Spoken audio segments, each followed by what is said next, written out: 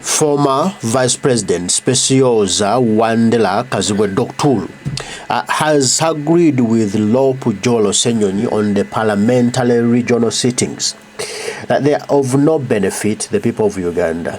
Nothing with the people of Gulu, the people of Masaka, the people of Mbale, the people of Chotela, the people of Mbalala, nothing they will gain from these sittings. Instead, it's money spending. They're only enriching themselves, the MPs, Speaker, and the Cabinet. They're only enriching themselves, but not doing something that is beneficial to the people in those regions. Nobody will get something from these sittings. Only them. They are going to be enjoying life, eating malewa, malage, but the people of Gulu gaining nothing. There is excitement about an initiative of Parliament sitting in different regions. Right now, as we speak, the President addressed Parliament today in Gulu. They are going to Masaka, they are going to Mbale, and elsewhere.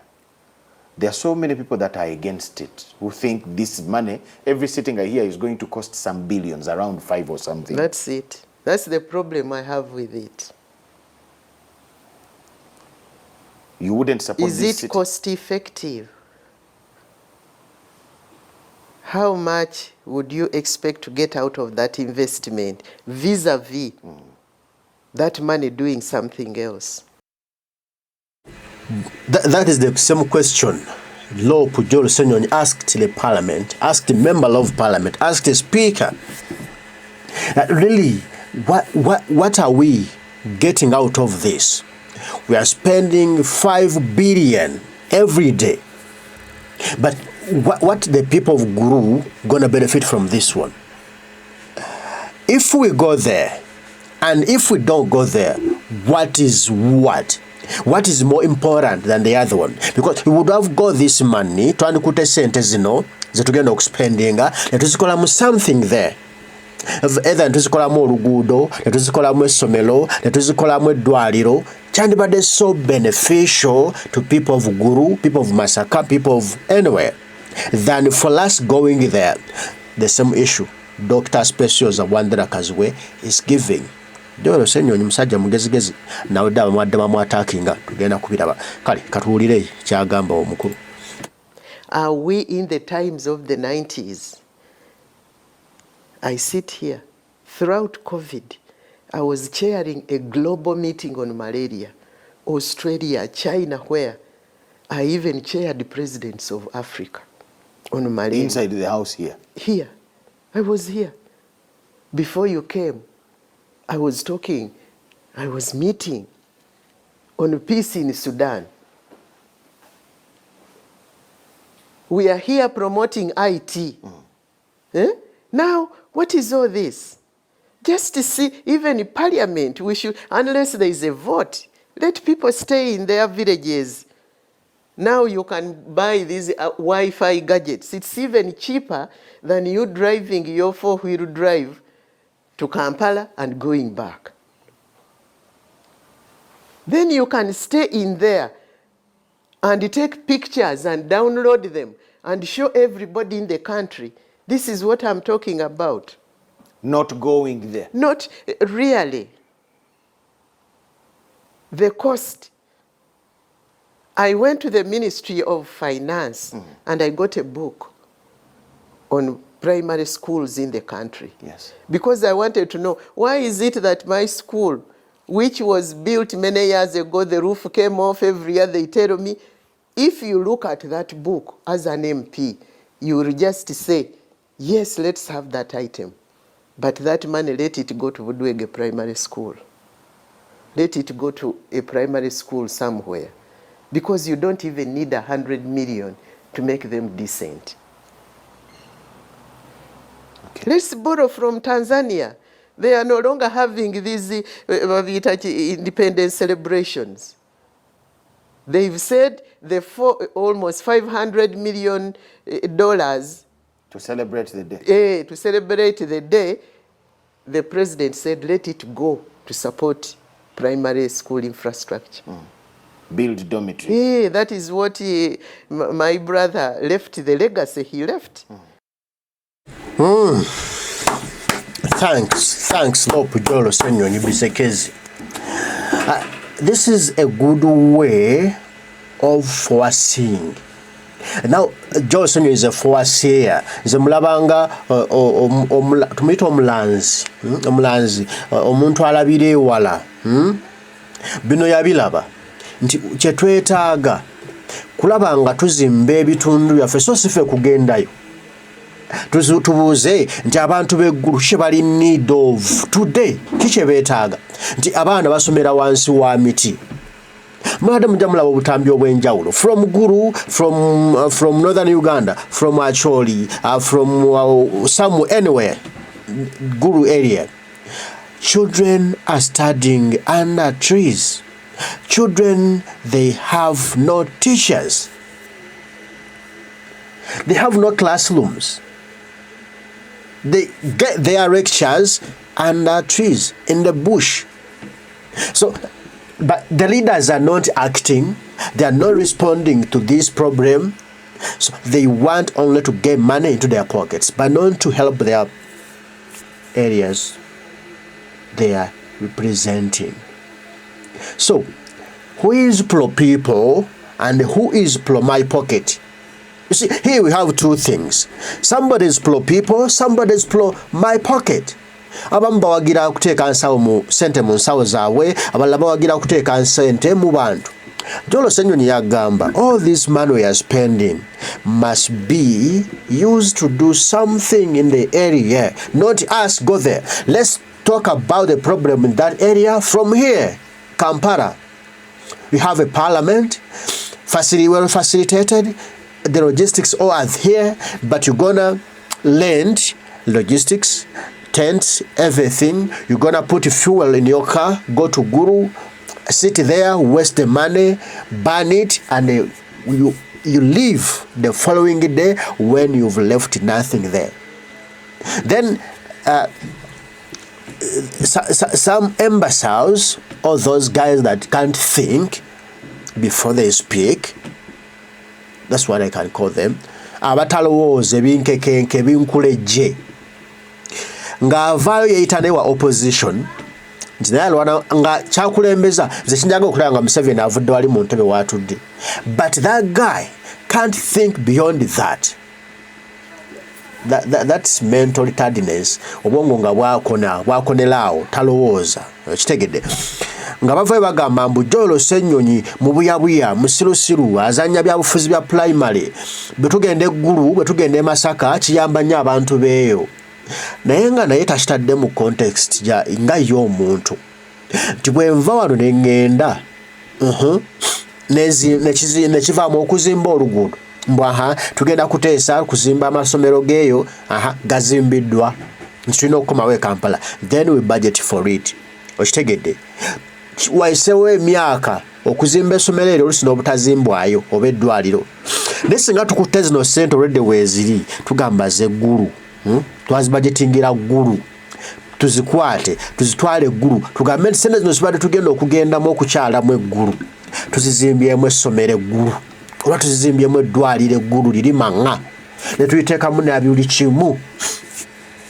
Abantu b'eggulu bajja kufunamu nnyo kuba bagenda kukozesa eddwaliro for years, for centuries, ebyasa n'ebyasa byeya n'ebyeya. Naye luno olugenda lwammwe lwe mugenze atunzeyo akamera olwaleero obusente agenda kuba ekyabumazeewo. So meaning in 2 weeks, in 1 month, in 1 year, in 10 years, your visit in Gulu, your parliamentary sitting in Gulu will be of less importance like a dead person.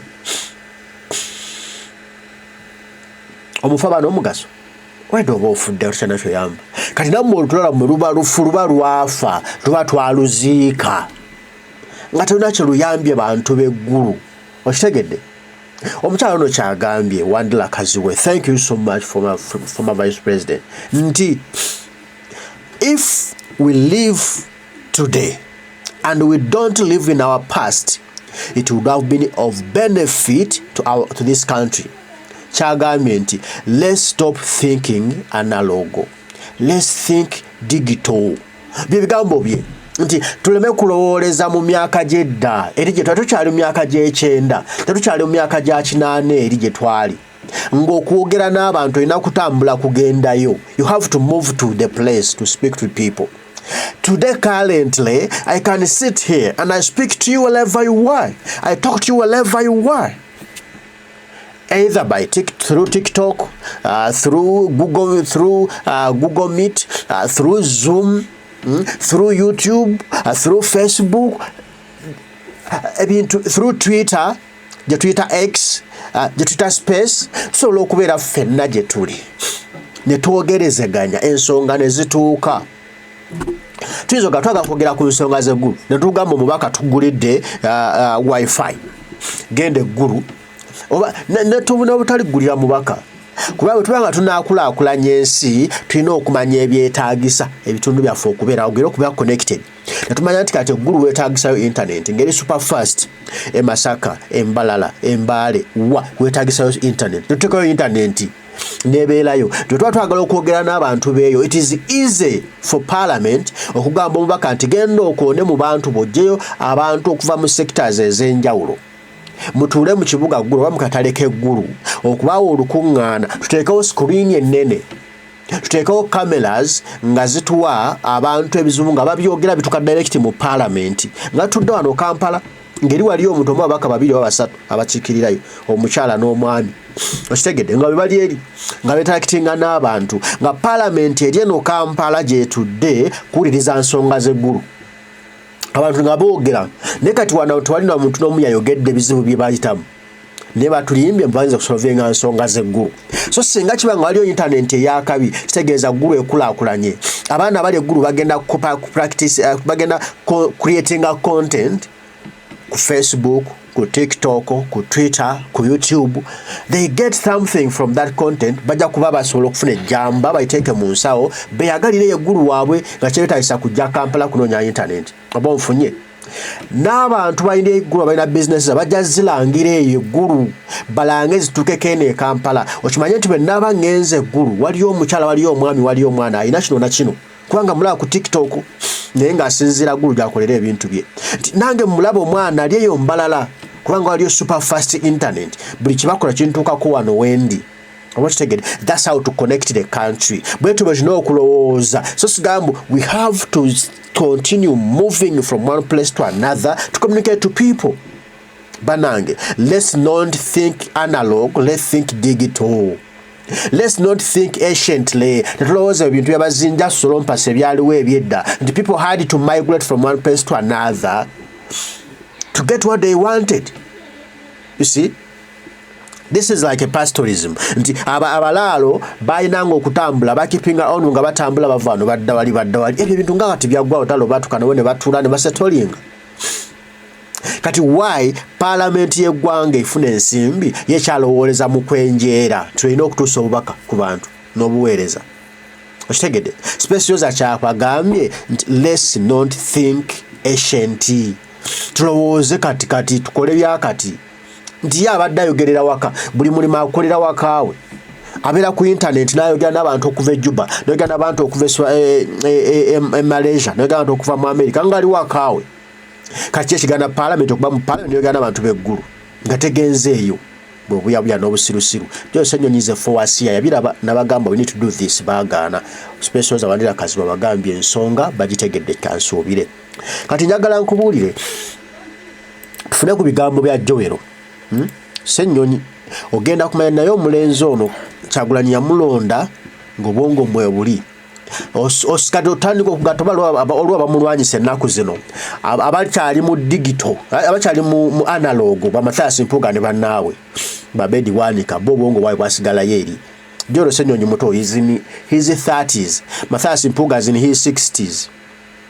Tagenze mu 60s Mathias Mpuuga aliyo atali mu ataano akyagamba akyali mwana nedda yagayisa abba myaka kale ali mu 50s ne munne Abedi Bwani kali ali 50s meaning bagenze bakabikudde ono akyali eno mu 30s akyali muvubuka okitegedde akyali mu 30s and President Kyagulanyi ali mu early 40s okitegedde emyaka ono gikwatagana ne digital ne internet era okitegedde kuba internet yakaboominga yakajja bintu yakatabuka wano YouTube ezemu 2013 I think 2013 YouTube we 2013 meka awe kyamukidde tugitegeera feed kati bano bakyali beri basigalayo eri Jolo Ssenyonyi gyalabamu ebintu bosi bwe bakiraba Kyagulanyi engeri gyalabamu ebintu bosi bwe bakiraba okitegedde kanya tufuna ebigambo bya omukulu Jolo Ssenyonyi omanye nti onayo mulenzi ono mugezi ate abasajja batadde ekkaliro. 5 billion shillings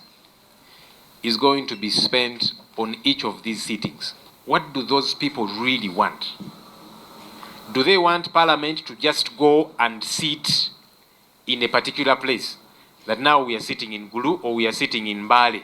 What the people want is wherever we get to sit, especially here, which is designated for us to sit, and you won't have any extra expenses incurred because we are already paid and all the logistics are here, that you sit and deliberate on matters that are of concern to the people, so that ultimately they get to have services. That's what the people want. This is an activity which is part of parliamentary. This is what people want. This is what people want. LOP Jolo Ssenyonyi. Do people want us to go there? Or they need us to plan for them? Then we act it. We use that money to put something in the Guru. That was Jolo Ssenyonyi's submission on the day they rejected the Gurus, the regional sittings. That you can't waste a handful of 5 billion on a daily basis just to sit in a Guru there. You take tea, you take mandazi, you take chapati, you move around the Guru, and then you, at the end of the day, you tell us that, you know, Guru is now devolved because Parliament sat here today. Even I saw Genome 7 going there, and he was speaking backwardness. He was only uttering out things that are not adding the development of Guru. me now, I see this as if they are in campaigning for Genome 7. They are trying to put out then Genome 7 to the people of different regions, just to play on our minds that if all MPs come in your area, then that's development. Now, I want to ask, how different these MPs from us? We who are not leaders, who are not MPs. You think these ones, they don't eat, they don't pee, they don't sus? They are so different from us. So we have to feel so special when they come in our areas, when they come in our places, that they have come in Mbalala, they have come in Masaka, then that is so special. Then that is so great. That is supernatural, that we must place that Parliament sat in our area. So what? What must be done is Parliament to sit in the Parliament, the designated place for them to sit in, and plan for our country and plan for our regions. That what's the issue? You just recall back. Madam Wandera Kazibwe Specials and Dr. said, if you try to go and check out all the schools in our areas that we represent, all the hospitals in our areas that we represent, those schools, those hospitals have demands, have big problems that need to be worked on. But nobody is caring because they don't go there and they don't know really what's going there. If they get injured, if they get sick, they come in Kampala or outside the country. So they don't go in their respective hospitals in their places of representative. They don't have kids in their schools in the places they represent. So they are detached. They are not in touch with the people they represent. So that's why they can't speak anything, development their areas, and they think them going there with parliament that adds an additional that adds development to their areas. What awkwardness is this? But tulina okuzuukuka, tulina okuvaayo eyo gye tuli, tuzuukuke tudde tukomewo eno. Babaka ba parliament bakulu. Naye mmwe sinali simanyi nti abantu bangi weebali naye nga obwongo bwasigala mu zzaaliro. Kyentegeera kati ennaku zino kuba oyo mubaka wa parliament omuntu ng'ono Kalevu ng'oyo oyo gwe ŋŋamba oyo mugatatiya because baabakwatira mu bubbi nga babba ssente z'omiwa omusolo. Kati eyabakwatira mu bubbi tebamwagala kubanga yabalaga ensi nti bano babbi. Okitegedde? Omanyi bwe mukwata omubbi ku kyalo ne mukubya endulu ne mukwatira mu lusuku abadde abba ettooke oba abadde abba emmwanyi ne mukwata omubbi. Bwe mumala omukwata ensi ne mutegera ne mutambuzisa ne mulaga ekyalo kyonna nti ono yabba amatoke gaffe gyo tukaaba ng'ono ye mubbi w'enkoko yabba ente zaffe embuzi ono. Kati Abedi Bwanika ne munywanyi we ono yani ow'ettama eryavunda yani Mathias Mpuuga ne bannabe ka group kaabwe nga bwe kali babakwatira mu bubbi. Kati balowooza nti bajja kulwanyisa eyabakwatira mu bubbi bamaleko. Kitagenda kusoboka. N'ensonga ezirimu amakulu bo baziraba nga bo bazifuula ezitalina amakulu. Okitegedde? Ate ezitalina amakulu ne bazifuula ezirimu amakulu mu kubanga balwanyisa Joero ne Kyagulanyi. Kati wulira ye kyagamba ku ntuulo ezo mbu Joero bino abifudde nga bya primary. Naye nga naye omusajja omukulu ajjudde akalevu keeruse. Bagamba nti nno amagezi gaba ga mitwe si migejjo. Ate si buli akula nti n'amagezi aba nago. Okitegedde? Bagamba nti liiso lya mukulu addugala walaba naye si buli mukulu nti nawaddugala aba walaba nedda. Kati tunuliranga ono Abedi Bwanika enkodoma ali musajja wattu. Lumu nkwatibwa ebintu n'ennuma obwongo n'ennuma omutwe ne nga naye abantu abamuwuliri nabo balina abaana nabo bazaalibwa wano. Nze ndowoozaamu abaana ba Abedi Bwanika bwe balowooza nga olaba taata waabwe ng'ayogera ebintu ebitalina makulu. Sooka obiwulire. Parliament ya Uganda Ssenyonyi mwatuula eva wano n'egenda e Rwanda ng'egenze kuba kapiira Ssenyonyi nga yeefudde wa volleyball netusipeninga sente empitirivu obungi ezo nga tazoogerako nga tumutiise ku nnyonyi n'agenda n'amala weeks 2 ali mu volleyball era tugenda kumalayo ennaku 4 ezo nga simulyanga ng'azoogerako nti baatututte mu volleyball ezo sente tuzigyewo. Kakati ogenda okukola ku nsonga y'Abannayuganda nga loko tugamba ezo sente nyingi. Nze ndowooza nti ekifo kye baamuwa kimuyiize ekifo kinene ebintu bimusobyeko bimutabudde ali mu politics alinga w'abaana b'amasomero.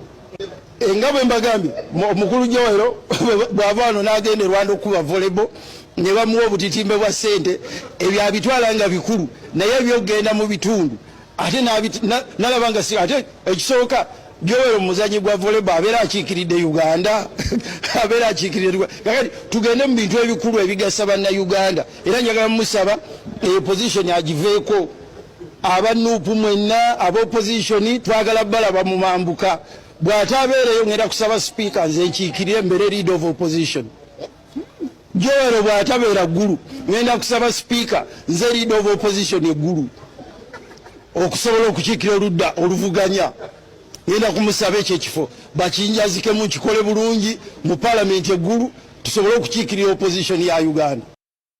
Kati n'owulira omusajja ng'oyo ekimpemmempemme ekinkekenke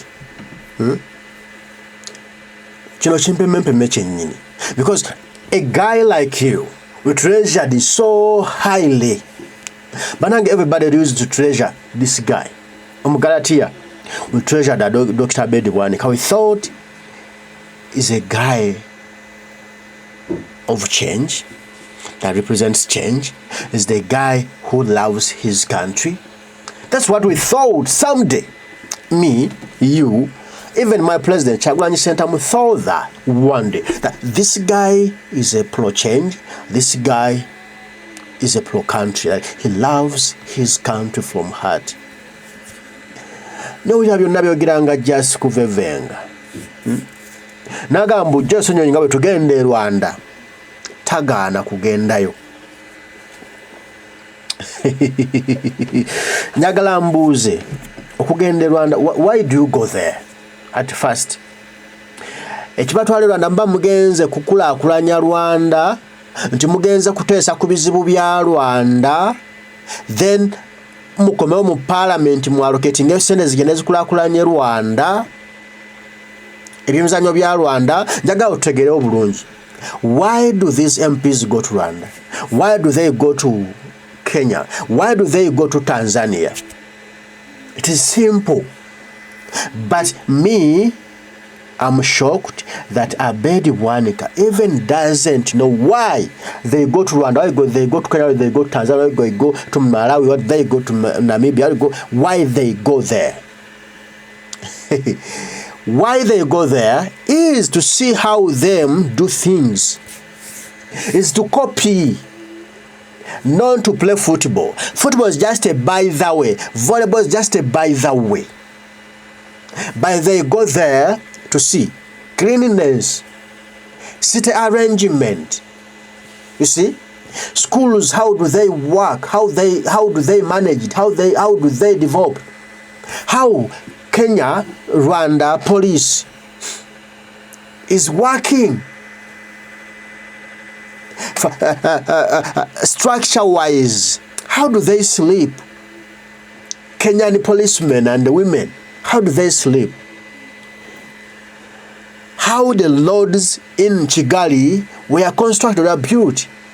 Waste management in Kigali, that's why they go there, is to copy, to see how things are done in Rwanda. Then this volleyball, Nani, it's just a by the way.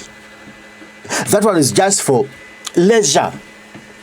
Ngabo mugenda ke wantu ne mbako ngamine ekyabatu tekikulu nene mwesanyusa muko gwe mupiira guno bagenda tugenda tusambe mu mpira n'abe Rwanda batumala okucamukamu then tulambule twabe emirimu bagikola batya ne kayo nabe nchika kenge ngakino nakimanyi lwaki bagenda e Rwanda yaloza bagenda kusamba mpira ne kiugwa yaloza amusamba mpira ngatwa mu hotel yenga atumya bakazi nga yeyagala takimanyi tekibatawo kugenda kulaba waste management. Enguudo zitambula zitya transport Rwanda ekuleeta ku traffic jam waayo kubanga tewali okitegedde ebyensobola by'e Rwanda bitambula bitya abantu bali batya bakola batya emirimu gyabwe ebyo babagambo bye bibatwalayo n'olwokubanga bo baddengo denge tubamanyi kibatwalayo tebagendayo nti no bagenze kola ku bizibu bya Rwanda. They go there to copy what they don't have. Ate kino kyanjawulo n'ekyabadde eggulu kya regional sitting. Singa kyabadde nti no tugende tulabe kyetukopako eggulu tukireete ene waffe mu parliament e Kampala. Okitegedde twekyogenda koppa ggulu nti no kireete abantu beggulu tebeetaaga kuba koppako, beetaaga empowered, beetaaga kuba bebatalina.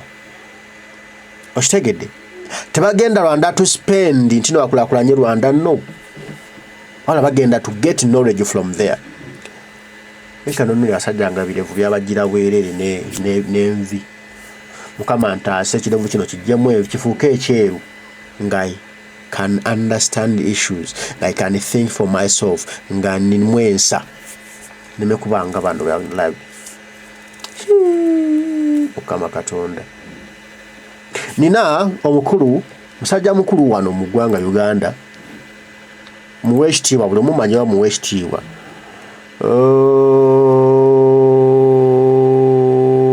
Kaso tufune LOP, no, omusajja mukulu muwekitiibwa alina ensonga z'ayogera ku bintu bino ebyokukyala eggulu, ku byokukyala mu regions. Musajja mukulu oyo musajja musiraamu bamuyita Imaamu Kasozi. Ye ensonga zino yazitegedde atya yazigamba ki njagala omuwulirize ogendo batulinamu abantu abalina ensa abandigwanidde okuba abakulembeze wano okutereeza eggwanga Uganda naye nga bakuumiddwa bweru nga batagwanidde kuba bakulembeze nga Babedi Wani Mathias Mpuuga waliwo nekino ekivubuka kirumu sinaba kinnamateeka kiriyo Mityana kirumu simanya lumu biki naye kyogera fa kubanga bajja omukwano gwabwe Mpuuga yali ababbira kitegedde kati babalemesa okubba ewa speaker okubba ensimizo miw'omusolo kati balwana abalemesa okubba tagawulirize omukulu ono ku nsonga ezimu eza regional city nti waliwo okutujja ku mulamwa kati omuntu oli owa bulijjo gwe muyita peasant era bw'anaalaba nga b'empi babadde bangi mu kitundu kyewaabwe ng'akola ki nkumenyera ebintu bibiri eby'amaanyi ebyali e Uganda wano by'osobola kati okunoonya obuwufu bwabyo n'otalaba ekimu bakiyitanga kyogamu ab'emakindye ne babaga nti tubakoledde ekkubo okuva ekibuye okugenda emunyonyo ekyo gye lwali lugenda okutuula kakati olwali lugitayo eryo ekkubo teririyo eddala lye baakola ogenda okiyita commonwealth woteri yali olwedde weeri ekirala kye baakola eriyita ekkongi eryo lyo baalizeemu buzibu pya nebala emyaka egyakayitawo kati kyekiri kyenkugambye ebyo byonna mwebatubbira abakulembeze African leaders commit the same mistakes. They cheat the people they did. Nolwekyo teri mukulu gwonna gw'olaba ku kakati nze sigaana ne bwe baagala nga bwagambye ne baagala okukitwala anywhere I wouldn't mind naye baleme kulimba bantu nti okugitwalayo kigenda kukyusa embeera yaabwe nga ddi buuza abeerweru eweeru si gye balwanira embeera y'olweru yakyuka nze saali wa Luweero finally nasenga Luweero babawe minisitule y'akanyigo k'eruweero ate ne bayamba ki issues ensonga zino si bifo era kiringa okugamba nti okuweereza eggwanga lyo oteekwa kubeera muki mpulira nabaga nti oba oyagala kuweereza eggwanga Imam Kasozi naye abagambye ensonga janjinza that you to deceive me, to lie me, to play on my mind that your visit in my area will be of great importance to me. It is nonsensical.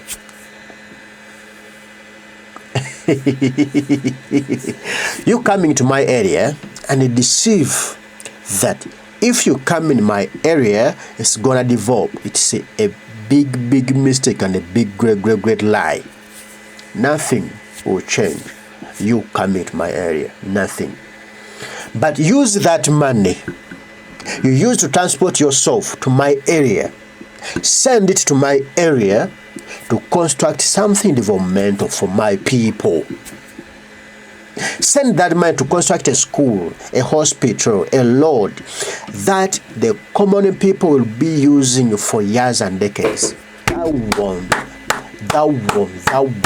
one will be of a great importance. But not your coming. Nti abeeruweero baakulaakulana kuba ajja Museveni gye yalwanira be basinga ennaku n'okukaaba. Okitegedde? So you are just going to spend money. Spending tumalize nga tebayazifunyeemu kuba okujja n'ofunayo omukyalo omu atunda amatooka awo n'omugulako ettooke n'osanga wakutunda mangada n'omugulako mangada kitegeeza muno oggulu ekulaakulanye ssebo no teri mu bantu babiri okitegedde teri mu bantu babiri oba basatu boogenda oggulako ebintu yogamba they are going to get on our money, on parliamentary money, so the press is the common people are going to benefit. N'owulira speaker ng'ayogera amajaani n'ogamba newulira amajaani ku buugi abantu kye beetaaga ekigenda okubayamba that will benefit all the society, not 1-2 people.